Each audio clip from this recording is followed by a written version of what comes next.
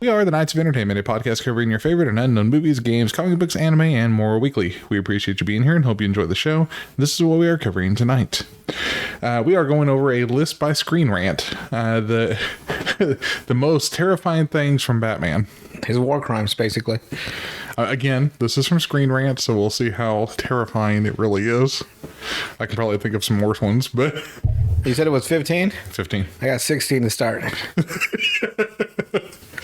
All right, but before we do, like, share, and subscribe to the channel. You can also enjoy the show on YouTube, Spotify, Rumble, Odyssey, and more. We also have membership tiers on the platforms if you'd like to support the channel, or you can check out buymeacoffee.com/KOE podcast. Number 16. It's a TikTok.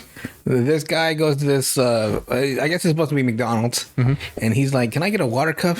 And the guy, it's funny because the guy gives him the water cup, right? Mm-hmm. And the guy has all 4 of his fingers in the cup as he hands it to him. Oh. It's very subtle. If you don't pay attention, you miss it the whole time, right? Because in the comments, only one person commented on it. But when I was like, that's nasty. Even the guy reacted like, what the fuck? So he goes to get water. And like he's looking at the water, like little tab to press for water. He looks around. He's like, oh, "Fuck it." He doesn't say anything. He's like, "Fuck it," and he starts putting the little water cup under the Sprite. Mm-hmm. He's like, "Hell yeah!" He turns around, and of course, Batman's standing there. He's like, "Is that water?" And Batman takes a sip of it. Right? He's like, "Sprite," and then he beats the dog shit out of the guy. He beats the hell out of him, right? Mm-hmm. Like consistently. And then he's like, "You want Sprite?" And then he fucking waterboards him with Sprite. End of video. Oh, you want Sprite? Shit is fucking hilarious. There's a lot of people that do that, though. They do the Batman being overly zealous. No, I mean, like, there's a bunch of people that try to get free Sprite by asking for a water.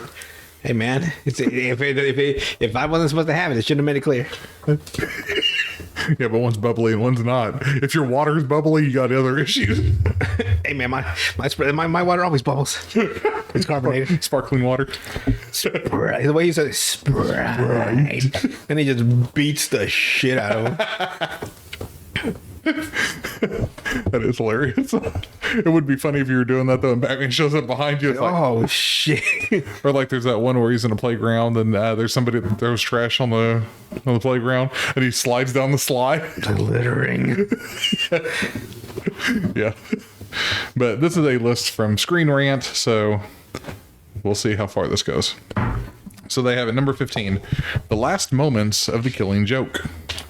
Alan Moore and Brian Bolland's The Killing Joke is probably the defining Joker story of the modern era, and it's no surprise that it finally was adapted into animation this year. Wasn't it also like, it's now the canon or origin of Joker too? One of 3, I think. No, they said that was the original Joker. Now? They said because in the 3 Jokers, mm-hmm. The Killing Joke Joker is the original Joker, and somehow he made 2 other Jokers as his lackeys. So they would be 3 of them. That's why they're all acting so different. Yeah. And the 2 of them die in the story, leaving the original Joker from the Killing Joke, the actual Joker. So that's a better. It's a soft. It's part of the Black Label, not their actual continuity. Yeah. But it's basically saying, the Alan Moore Killing Joke Joker is the real Joker. The canon. That's how he became Joker. All that storyline. Surprise! Yay! Because I know that there was 3 different types of mentalities of Joker. Yeah, it turned out it was three dudes. Because you had the Killing Joke Joker, you had the one that from the 1940s that was campy, and then you had the gangster Joker. Yeah, like the more dark edged one. Mm-hmm. Yeah, well, now we know. And they never actually came out as, oh yeah, that's it. That's the one, baby. By showing the Joker at his absolute worst and at the same time showing glimpses of a more tragic backstory, it gives us a better understanding of the Joker's psychology than almost any other story to date. The book examines the twisted relationship between Batman and the Joker, what it means to both of them, and questions how different the 2 really are. The ending of the book also has one of the scariest Batman moments ever written. 2 different interpretations exist, and while both differ tremendously in regard to future stories, either the Joker is alive or he isn't, both versions are equally disturbing. Here's what we know for sure. At the climax, after all the atrocities that the Joker has committed to Barbara Gordon, Jim Gordon, and so many others, the clown-faced mass murderer tells a joke, and Batman laughs with him. What happens afterward is up to the reader. In the panel above, the in-continuity explanation is that Batman is grabbing the Joker's shoulder as the two enemies share a laugh together for the first time. Alternatively, many readers believe that he's grabbing Joker's throat and that this story is intended to be seen as the final moment between the two adversaries. Batman has finally been pushed too far, and as he snaps, strangling the Joker to death. Either way, this moment is totally instability. It's terrifying to see from a normally calculated figure like Batman. Well, spoilers. 3 Jokers kind of put that one to rest. Yeah. He didn't fucking choke him to death. Yeah. I mean, if he did, that would have been where it looked like he's just holding his shoulder. He's like just choking the fuck out of him. I did like that, yeah, because like he just puts his hands like it's just so random. Batman's like, "Oh, you're." They're both laughing their asses off, right? Yeah. And like one hand on the shoulder, another hand on the shoulder. Then they pan it down really slowly. I'm like, well, you might fucking choke him to death. It was just so out of character for Batman and Joker to have that weird like camaraderie. Yeah. Camaraderie. Well, I think it scared Joker too at the end. He's like, "Oh shit!" He's laughing. Oh fuck. Number 14. That time he became a vampire. We did mention the whole drinking blood thing. Considering that Batman has existed for 3/4 of a century at this point. When did they what? Yeah, he was a No, we didn't mention the drinking blood. When did they? This is Screen Rant, so They're expecting to read all their articles on Batman. So I have reference to what they're saying. I would assume. What yeah. the fuck? Like I said, this is Screen Rant, so I'm not going to take credit for this one. It was also a matter of time before someone wrote the story. Luckily, it occurs in an alternate universe, so we still get to read human Batman stories today. Nonetheless, the Batman and Dracula trilogy stands out as one story that finally transformed Bruce Wayne into a true creature of the night. In the first part of the trilogy, Batman discovers that Dracula is real, alive, and preying on homeless people in Gotham. Surely enough, Batman ends up getting bitten and transformed into a vampire, which gives him the strength to defeat Dracula's horde. He lures Dracula's forces to Wayne Manor, impales Dracula on a tree, and then becomes a new leader of the vampires. By the third part of the trilogy, Batman is busy murdering and drinking the blood of all of his old enemies until he finally kills himself by exposing himself to sunlight. Dark. Very much so. I'd be taken aback if I hadn't read the fucking Doom That Came to Gotham. And becomes a bat at the end of that one. So I'm kind of already there. You remember that one? Yeah. Remember I gave you that book? I Yeah. couldn't handle it. Then they made the fucking adaptation to that. Yeah. It looks good though. The adaptation. Yeah, it doesn't look too bad. He still turned into a bat at the end. Yeah. Like they just can't get rid of that part. He becomes man bat. Man Bat. Caw-caw. For some reason, he sounds like a bird. Caw-caw. You know, that's the only game, non-horror game that gave me a jump scare. Really? Was Arkham Knight when you're climbing up one of those towers or a skyscraper, right? Yeah. And the man bat pops out of you. Just get a shit out of me because you're not expecting it ever in that game. Yeah. And he's just like, like that'll get you. I forgot about that. I forgot that was actually in It that. scared the shit out of me. Yeah. Yeah, because it's very abrupt. Like, yeah, because you've been climbing up fucking buildings the whole fucking game, and all of a sudden this motherfucker pops out of nowhere. Just completely out of nowhere. And like a completely mundane sequence that you've done for like 3 or 4 hours, right? Yeah. Is suddenly interrupted by a giant man-sized bat. All right, number 13. Batman Begins, the first appearance of Batman. One of the common complaints about the Burton Schumacher Batman movies was always how robotic Batman was. Bulky, armored, and rubber so thick he couldn't turn his head. If I could turn my neck, you'd be dead. And usually marching down streets like a bat Terminator. The Batman in the 90s films was a sharp contrast to the fluid, stealthy movements of the comic book and animated versions of Batman, which disappointed many fans. The big open reveal of the Dark Knight in Batman Begins forever changed the paradigm. First, Batman was portrayed less than a super cop and more like an invisible monster lurking in the shadows, pouncing upon Falcone's thugs and tearing them away from unknown fates as the remaining ones fired into the darkness. The most menacing moment, of course, is when the thug screams, "Where are you?" Here. Didn't he say that? Here. Yep, here. And the guy's like, Yep. This all accumulates in the scene where Batman rips Falcone from his car, announces his name, and then chains the mob boss to a searchlight. This was when Batman, who had come from a horror movie, not a superhero flick, and it made for one of the most memorable scenes in any comic book movie to date. You agree with that one? come to think of it, Batman would never allow himself to have that weird, like, unable to turn his neck shit. Because it would be so tactically disadvantageous. Yeah. He would never have let himself have that. I can't turn my fucking neck. That would get you killed instantly. Yeah. If you can't turn your fucking neck, he would never have come out like that. He'd been like, "What the fuck am I thinking?" God, if it wasn't for Tim Burton. Yeah, but it was dark at least. Yeah, but I mean, like that's not a Batman trait for him to give himself such a horrible disadvantage. But doesn't that show you how decent the films were, that you really didn't pay as much attention to that? Well, I paid attention because that's how my mental state. I know other people didn't, but he was like, you gotta turn your whole fucking upper body. See, I was paying more attention to Catwoman. So she didn't have that issue. I never liked her in that movie. She was scary. She scared me. She scared you. She had the whip. You were thinking dominatrix, weren't you? No, I was just thinking like, man, she is really rough around the edges. Mostly towards the end, where part of her costume gets fucked up and her hair comes out. She's all fucking crazy looking. Yeah. Another thing about the Dark Knight trilogy, the newer one with Christian Bale. Yeah. He also had a really slow fighting style. Yes, he did. That did not make any realistic sense to me. No. I'm like, this is bad too. Yeah, like it was bad for a different reason though. Yeah, I'm like, no one would fight that slowly.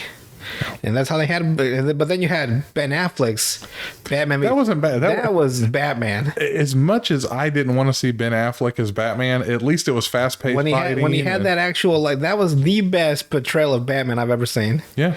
Just that one scene. Yeah. Like, where he smashed the dude through the floor. And he's just fucking throwing motherfuckers all over the place. Like 6'2". His suit's probably like upgraded to have like enhanced strength. Yeah. He's fighting guys like 3 or 4 at the same time. And wasn't it more of a take on the Batman Returns? Yeah, the bigger muscular one. Yeah. Yeah, but like that portrayal of that was good.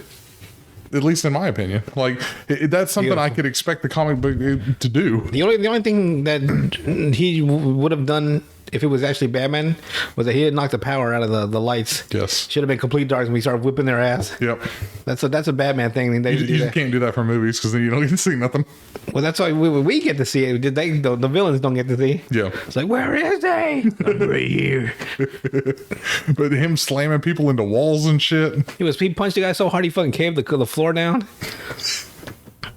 No, and then they just did him dirty. The rest of the fucking movies. I will say though, the one thing I did like is the Penguin. Danny DeVito fit that perfect. The fat, grotesque penguin. Man, he was pale. Yeah, he's a pale penguin, and he had flipper hands. He did that really well though. Number 12, Batman Begins. Swear to me. Luckily for Batman Begins, was filled with scary Batman moments, and we're just going to roll right into the next insanely freaky excerpt. Christian Bale as Batman electrifies the screen whenever he appears, more like a wild animal than a man, forming a sharp contrast to the movie's very human and vulnerable Bruce Wayne. But as threatening as Batman may be when he's beating up criminals, he's a hell of a lot scarier whenever he's interrogating them. When Batman interrogates Flass, who swears to God that he's telling the truth, and growls the now famous line, he's like, you are talking to him. Basically is what you're saying. Yeah. It's a moment that is as terrifying for the audience as it is for the crooked detective. In that moment, it's clear just how much Bruce's Batman personality pushes him to the brink. All of the rage and inner torment that Bruce has experienced is seeping through his pores, and his voice is now no longer fully human. Rewatching Batman Begins, it's worth noting how perfect Bale's Batman's voice is. Though it became too exaggerated in the film sequels, his Batman Begins voice struck the perfect balance between man and beast. You know, my favorite line from that first movie was where he leaves Ra's al Ghul to dry in that fucking like that. It was just, I guess it was that train that was just fucking. Oh yeah, that was speeding. About to slam into a wall, right? Yeah. He's like, I won't kill you, but I don't have to save you. I've done that line so much that I do it with a Mario accent now. Oh god. I want to kill you, but I don't want to save you. I don't want to save. I want to kill you, but I don't want to save you. He tells it to Bowser. Yeah, I want to kill you, but I don't want to save you. And I just say the second part is so fast, but you know what I'm saying. I want to kill you, but I don't want to save you. And he just go, whoa. Imagine if they added that to a game. Hey man, I'm here when you guys need me. I'm here. All right. Number 11, the Batman of Azar-Nar. Azar-Nar. Yep. Is that barbecue sauce? Over here thinking of food. That barbecue sauce. Here comes and beat us. I guess Luigi would be Robin. Mario, I want to help you fight crime. Shut up, Luigi. You can't do it. I want to help my brother. I'd risk his life.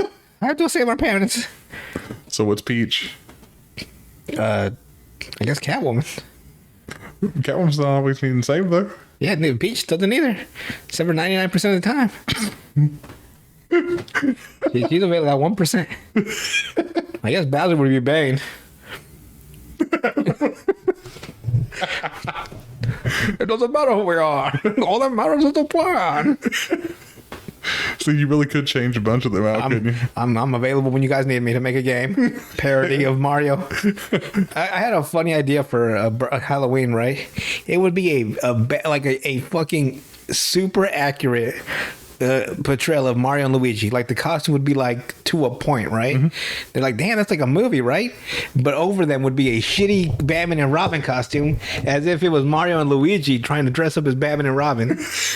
But they don't have they do a really shitty job. Yeah. So it'd be a great Mario and Luigi with a shitty Batman and Robin costume on.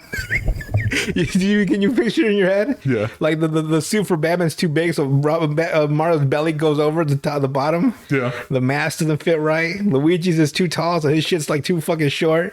Shit is fucking hilarious to me. See, we need to make that. We need to make everything I do.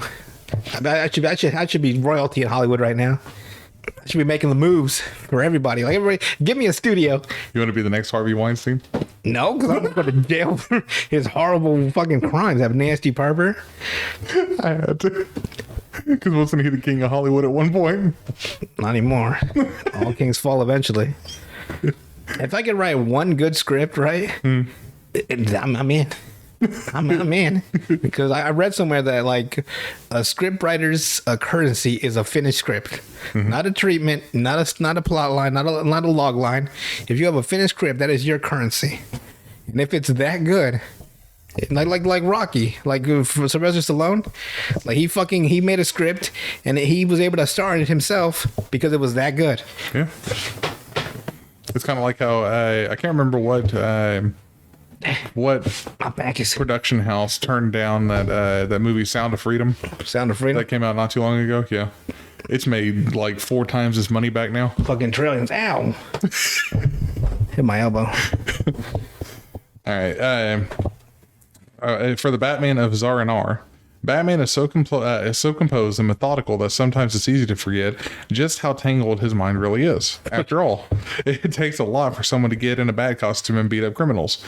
And even more for I bet it doesn't. No, it doesn't take all that much. You just put it on and start whipping someone's ass. And even more for that person to devote their entire adult life to something as impossible as eradicating crime, much less having the dedication to actually be successful at it.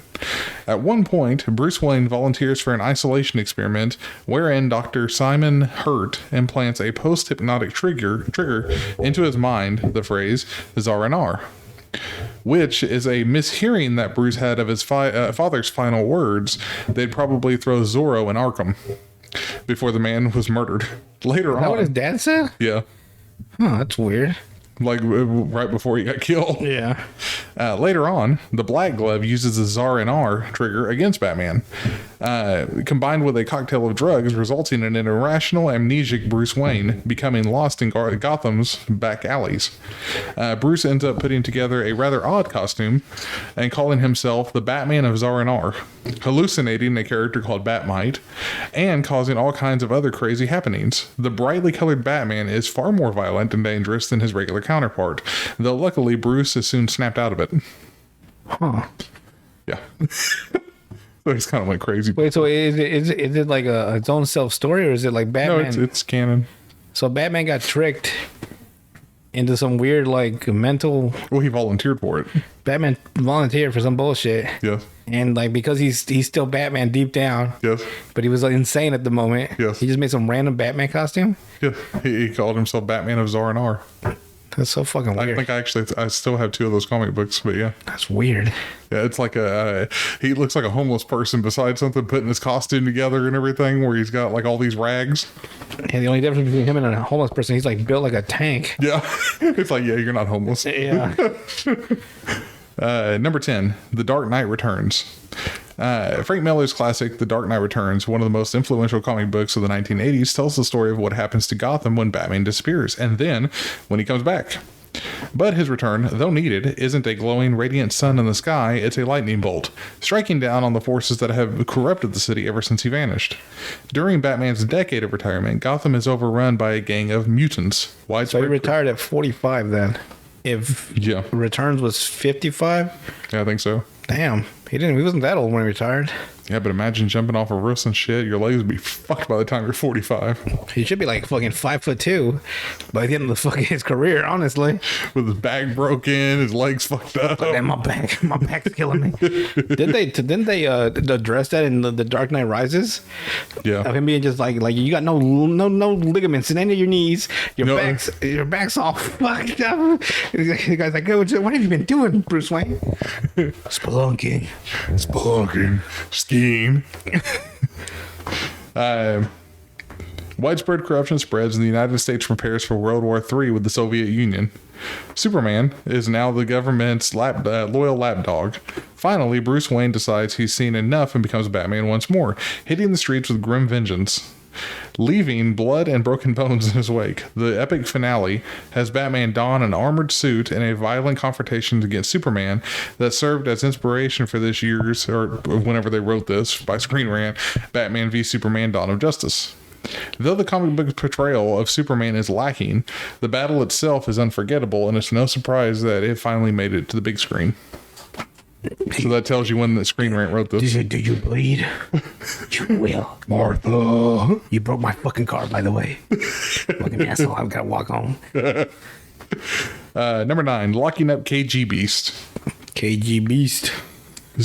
Speaking of the Cold War Batman stories, another of the Caped Crusaders' darker moments was in Batman number 420. Go figure, 420. He's a pothead. Where his actions clearly violated his usual no-killing code. Wasn't it Azrael? No, this was actually Bruce. The story pits the Dark Knight against a villain named KG Beast, a brutal Soviet assassin sent to kill 10 government officials, including the President of the United States. 10? Oh, you did 10 and the no problem. Said one dude. And the President. KG Beast proves to be Batman's equal, succeeding at assassinating almost all of his targets. At one point, poisoning an entire banquet of 100 people just to knock out the one he's aiming for. Got him. Got him. He's so subtle. Got him. I got them all. Even when Batman gets KG Beast's hand tangled up in his bat rope, the assassin grabs an axe and chops it off. Jesus Christ, bro. Later replacing it with Why did you cut the rope? in my hand. You dumb motherfucker. Later replacing with a cybernetic machine gun. It's pretty clear that there's no stopping this guy, and even if Batman does manage to capture him, he's only going to be shipped back to the Soviet Union and released. Finally, Batman ends up leading KG Beast to the sewers of Gotham. At this point, Batman does the unthinkable. He locks KG Beast into an underground room with no resources and no water or food, and walks away. Left her to die? Yeah. Damn. Not something you necessarily expected from Batman, but yeah. I won't kill you. Starvation exactly. And thirst will. You'll die eventually. What if he lost his mind? That was his rationale from now on. I won't kill you, but the fall will. I won't kill you, but this knife will. I won't kill you, but these bullets will. He just loses his fucking shit. It's like, man, are you good? You're legit killing people. It wasn't me. It was other stuff. It was the gun. I won't kill you, but the Batmobile will. Boom, boom. Like, oh shit, Batman's lost his fucking mind. But yeah, apparently he did lock somebody up. Well, yeah, there you go. Left him there. He's a horrible prison warden. Number 8, Batman Begins. The fear gas hallucination. When you take a figure like Batman, who uses fear to strike at the hearts of his enemies, and pair him off against Scarecrow, a villain who achieves his crimes through the use of fear gas, there's two things that everyone wants to know. First, what does the fear gas do to Batman? And second, what does Batman look like to someone under the influence of fear gas? Since Scarecrow has been rumored to appear in the movies since 1997, fans had been waiting to see both of those things come to life on the big screen, and Batman Begins delivered. The movie shows a glimpse of Batman via fear gas hallucinations, both of which are subtly demonic. In one, we see him flying over the Narrows with glowing eyes, looking like his namesake. The scarier and more memorable hallucination, however, is the one that Scarecrow himself experiences when Batman douses him with his own fear gas. Batman's interrogation techniques are scary enough, but when complemented by the monstrous visage above, it takes on a whole other level. It's not so surprising that Crane goes crazy and starts riding a horse through Gotham soon after. Yeah, if I remember, Crane looked like he was getting a hard on watching Batman. He's like, God dang, look at that sexy monster. He looked like he was excited as fuck to see. Like, he loved that shit. Not to mention the actor Cillian Murphy, who played Scarecrow. He auditioned for Batman. Did he? Yeah, they didn't give it to him.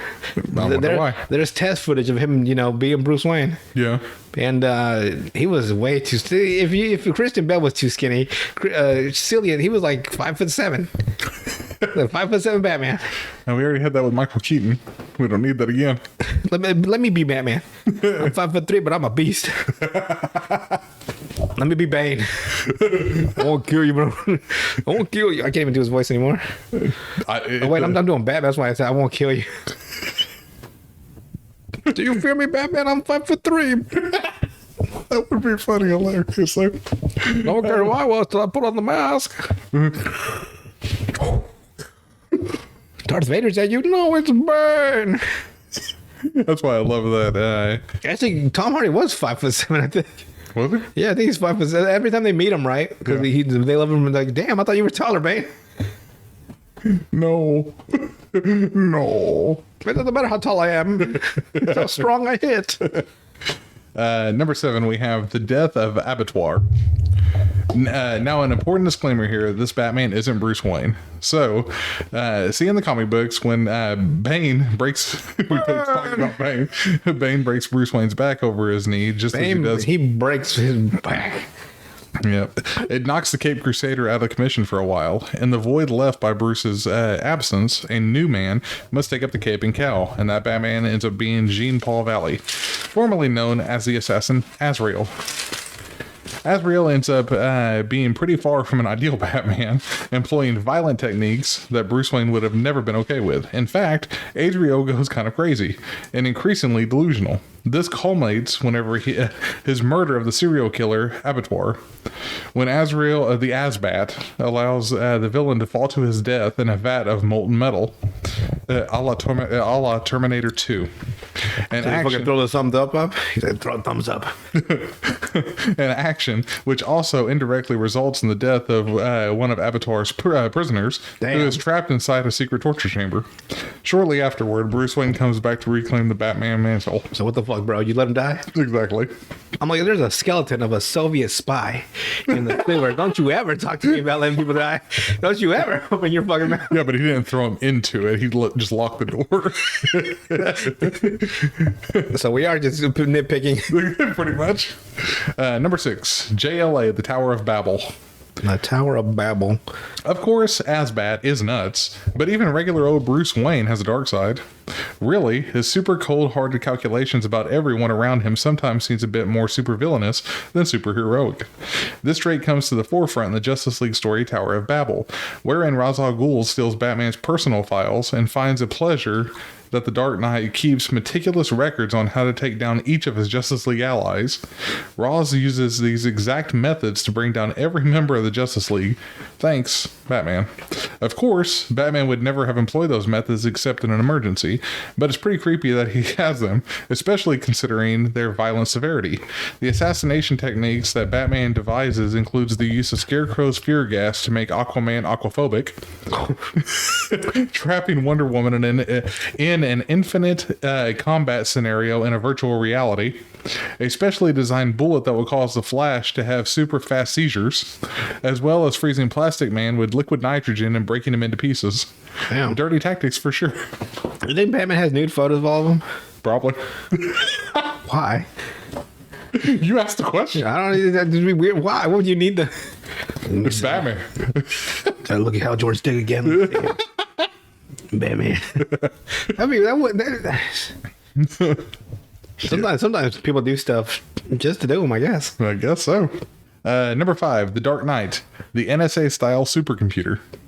Christopher Nolan's Dark Knight trilogy is a post-9/11 movie in every way. Unafraid to address political issues relevant to today's world, The Dark Knight in particular showcases the battle between Batman and the Joker as a battle of ideologies as much as a battle of fists. The conflict between order and chaos, controlled violence versus free violence. While Batman is obviously the more heroic of the two figures, though you'll see some articles which claim the Joker is the real hero if you look for them, he still comes out of the movie with a pretty serious dent in his moral armor and some big questions to answer to. The Harvey Dent lie, of course, becomes a big part of the third movie, but Batman's biggest, scariest moment in the film is when he reveals to Lucius Fox that he's got a sonar supercomputer capable of spying on the entire city through people's cell phones. Lucius immediately proclaims that once the task is done, he'll resign, since he believes no man should have access to such an enormous violation of people's privacy. But he doesn't have to quit, as it turns out, since this computer self-destructs once the Joker is defeated, presumably since Batman agrees that it's too dangerous to exist. But nonetheless, it is a violation of privacy, and Batman is guilty of committing it. Sure, it helped him to defeat the Joker because it was in Batman's hands, but imagine if someone like Bane had found it. I remember when he showed Lucius, right? Mm-hmm. Like, Lucy's like, this is wrong. And he said, like, I'll help you this one time because we got to stop Joker. But as long as this is here, I won't be. Yeah. And then Batman tells him, like, all right, when you're done, just put in the password and you can leave. And like, what's the password? Here's your name. Or some shit he said, I don't know. And, Lucius types in the password, like, fucking, it's a great scene. He walks away, right? Mm-hmm. And he's walking, the shit just starts blowing up. Just boom, boom. All the TV start fucking exploding.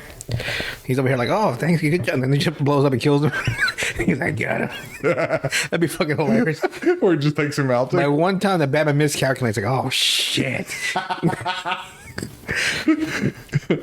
Number 4, the entirety of Arkham Asylum, a serious house on a serious earth. Oh yeah, that's a dark. That's also a really what's the word? Abstract art style they drew for that. Yeah, shit is freaky. If you want a glimpse into what it's like spending a night in Batman's mind, or the mind of one of psychopathic bad guys, then read Arkham Asylum, a serious house on a serious earth. The trippy, horrifying 1989 graphic novel by Grant Morrison, no surprise there, and Dave McKean, deeply symbolic, nightmarish, and surreal, with some of the most mesmerizing artwork ever to be featured in a comic book. Fucking trippy. Yeah. Especially, apparently, the mythology they created there would later on influence the characters of those villains. So, like, whoever's in those, their characteristics and personality traits carried over to the rest of. That was how innovative it was. It gave them those like weird psychoses that they had, those mental problems, and they just kind of carried on forever. Because it had some continuity to it. It added like some depth to their character that just didn't make them villains. They made them like criminally insane. Ew, what?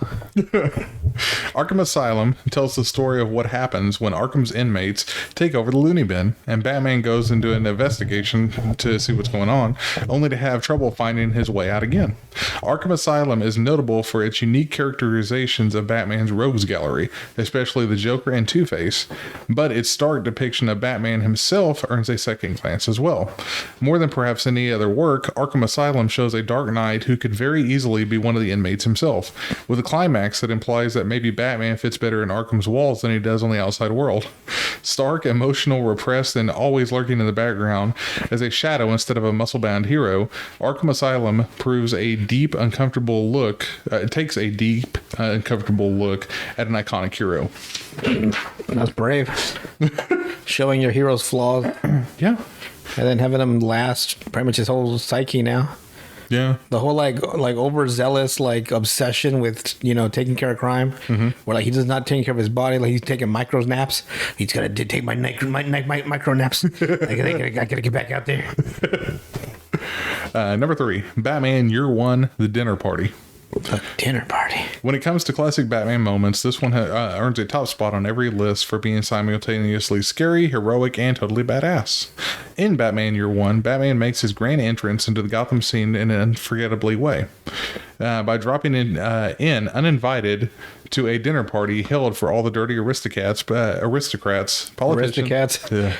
I love that movie. Just as soon as I said it, it was like, yeah, he's gonna know what that movie is.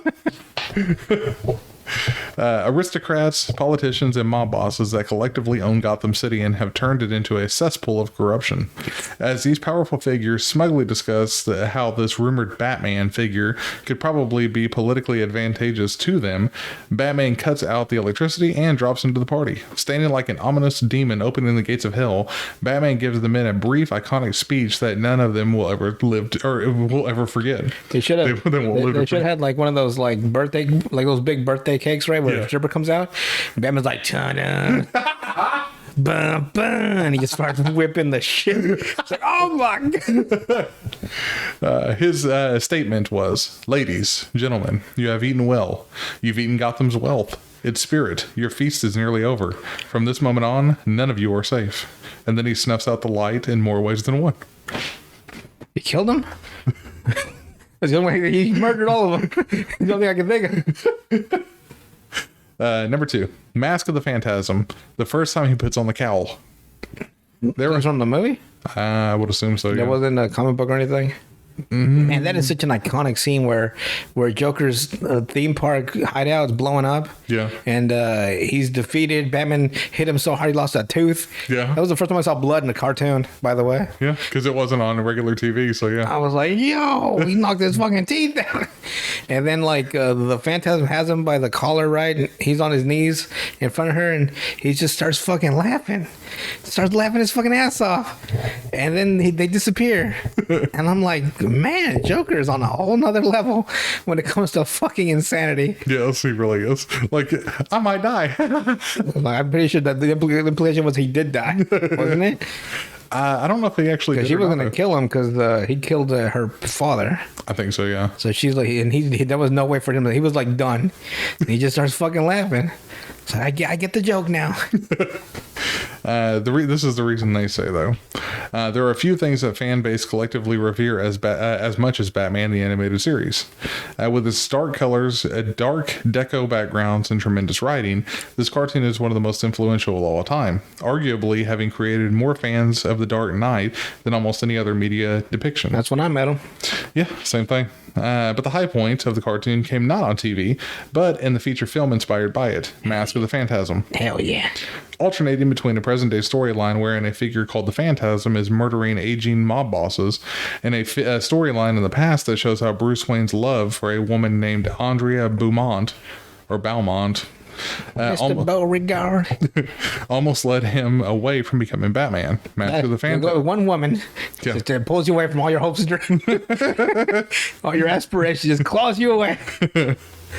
Mask of the Phantasm is a unique depiction of Batman's origins. Unlike most versions of the story, wherein Bruce's evolution into the cape and cowl is presented in a more positive light, Mask of the Phantasm dares to show us how Bruce Wayne, who came within inches of having a normal life, falling in love with Andrea and actually being happy, only to have it snatched away by fate. So, when the movie finally depicts the outrageously epic moment wherein Bruce Wayne dons the mask of Batman for the first time, with the music swelling, it's not a triumphant one.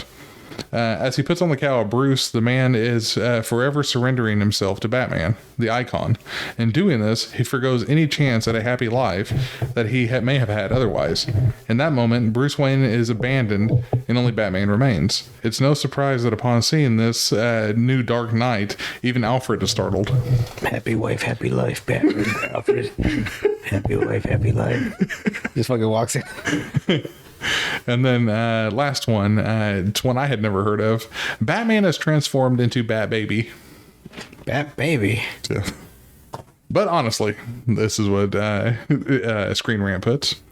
As terrifying as many of these moments have been, there's really nothing scarier or more bizarre than the Caped Crusader being transformed into a toddler and still being depicted enough to continue his war on crime. This is the result of a villainous scientist of the pre-crisis DC sword hitting Batman with some funky sci-fi gun that de-ages him into a younger form. Luckily, Bat-Baby retains his adult intellect, strength, and agility. God. So he's able to continue being the vigilante he was before. Once he makes a costume that fits his new size, that is. Sure, it's funny, hilarious even, but imagine for a second, what would it be like in real life? Imagine seeing a Bat Baby crash through the skylight in those dumb black overalls and having him kick you in the face with those little shoes. Jesus, imagine him just fucking dragging you to the fucking to the edge of a roof, right? And he holds you over. Talk, you get this binky. It's like, no, not the binky. Imagine him making threats or interrogating you in an obnoxious, squeaky little voice. Imagine fucking Joker would be rolling his eyes like he would retire. Yes. He'd be laughing so hard. As Robin stands in the background snickering. Actually, you know what would be subverted is like Joker doesn't laugh. Yeah. He actually takes this version of Batman seriously. What if he was like the only person? It's like, the baby Batman. Well, if we meet again, huh? That'd be crazy. Seriously, Bat Baby. It's if it's not nightmare fuel, then we don't know what is. Luckily, the whole Bat Baby incident was short-lived. I gotta love those good old pre-crisis days. Jesus, they came up with everything back in the day. Bat Baby. Bat Baby. With just as much strength and his intelligence and everything. Still. I imagine him going through rooftops, right? Instead of him jumping around, right? Yeah. He would just be tied to Robin in one of those little baby seats to his chest, and Robin would be jumping around for him till they got to the location they needed to go to. Yeah. She would be like, put me down, Robin. It's time to get to work. Change my diaper, Robin. The night calls. My diaper's full. I am vengeance. I am the night. Then he sucks on a password. Didn't they do something similar to that though? In, Justice League. Yeah, they were like adolescent. Yeah, they weren't teenagers, but they weren't babies. They were like 10 or 11. Yeah, and Batman was still Batman. Yeah. He kept turning away Wonder Woman, even her advances at that point. They wouldn't even be advances. It'd be childhood like crush. Yeah, but he still turned her down. I ain't got time for women. That's basically what it was. I'm Batman. Even at that age, fuck you, Wonder Woman. My only love is crime.